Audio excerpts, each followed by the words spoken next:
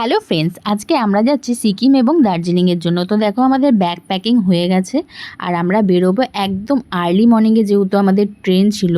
তো আমাদের একদম সকালে 3:30-র সময় আমাদের ক্যাব ধরতে হয়েছে, আর ক্যাবে করে আমরা এখন যাচ্ছি হাওড়ার দিকে। দেখতেই পাচ্ছ এখনও কিন্তু আলো ফোটেনি, একদম অন্ধকার রয়েছে।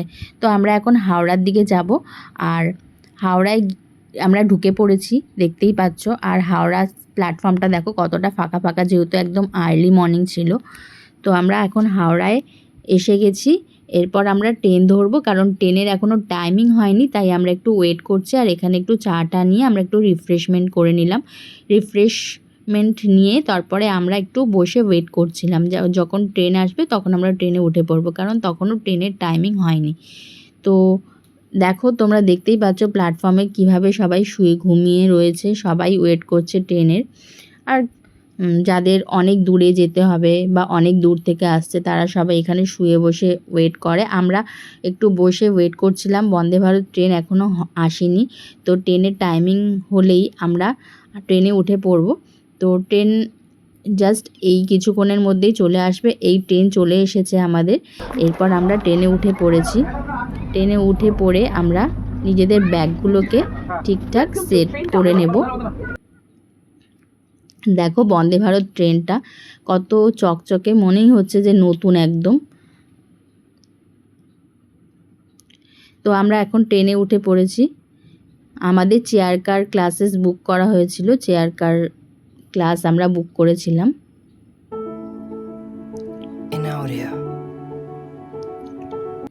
এরপর দেখো আমরা কিন্তু আমাদের সব জিনিসপত্র সেট করে নিলাম।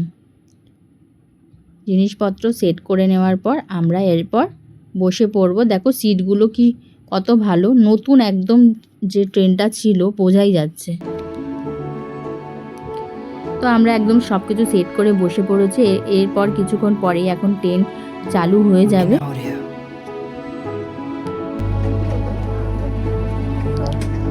আর কিছুক্ষণেরই অপেক্ষা, এরপর আমাদের ট্রেন চালু হয়ে যাবে। ট্রেন আমাদের এরপর চালু হয়ে গেছে। এরপর দেখা যাক আমাদের বন্দে ভারত ট্রেনের সার্ভিস কেমন ছিল, আমাদের কি কি খেতে দেওয়া হয়েছিল, সব কিছু তোমাদের সাথে শেয়ার করব। আর দার্জিলিং এবং সিকিমের ভিডিও শেয়ার করব, কিন্তু যেহেতু অনেকটা লং হয়ে যাবে, তো সেই কারণে আগে আমরা এটা তোমাদের সাথে শেয়ার করলাম কিছু কিছু ক্লিপের মাধ্যমে। তো ট্রেন চালু হয়ে গেছে আর আমাদের খুব ভালো লাগছিল। এখানে আমাদের কাছে চা চলে এসেছে। তো চা দেখো, এখানে ওই টি ব্যাগগুলো এসেছিলো আর হট ওয়াটার ওরা দিয়ে গেছিলো, আর তার সঙ্গে সুগারের ছোট ছোট প্যাকেট দিয়ে গেছিলো। তো ওখানে আমরা চা ডিপ করে এখানে চা প্রথমে খেলাম। এরপরেই কিছুক্ষণ পরেই এসে গেল আমাদের কাছে ব্রেকফাস্ট। আর ব্রেকফাস্টে কী ছিল দেখো, একটা কেক ছিল, আর এদিকে ছিল ব্রেড বাটার, এদিকে ছিল অমলেট, বয়েলড স্যালাড আর অমলেট, এদিকে ছিল তো জ্যামও ছিল, আর তারপর স্যানিটাইজার ছিল একটা। এই সব কিছু ছিল আমাদের ব্রেকফাস্টে। দেখো একটা স্যানিটাইজার দিয়েছে, আর কিছু কিছু যে মশালা টাইপের কিছু দিয়েছিল ওখানে পিঞ্চ করে খাওয়ার জন্য। তো এগুলো সব দেওয়া হয়েছিল আমাদের ব্রেকফাস্টে।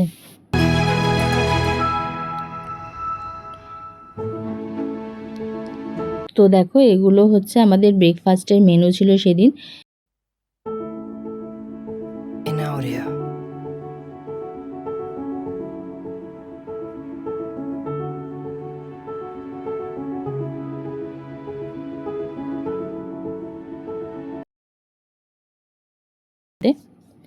এরপর আবার আমরা ব্রেকফাস্ট করতে করতে আবার আমরা জার্নি করলাম। এরপর কিছুক্ষণ পরেই আবার চলে আসবে আমাদের কাছে লাঞ্চ। তো আমরা বেশ এনজয় করছিলাম। আর বন্দে ভারতের সত্যি ট্রেনের অভিজ্ঞতা খুবই ভালো ছিল, আমাদের খুবই ভালো লাগছিলো। আর দেখো আমাদের যে ট্রেনটা ছিল, ট্রেনের এই সামনের কাজটা একটুখানি স্ক্র্যাচ হয়ে গেছিলো, তো সেই স্ক্র্যাচটা দেখা যাচ্ছে।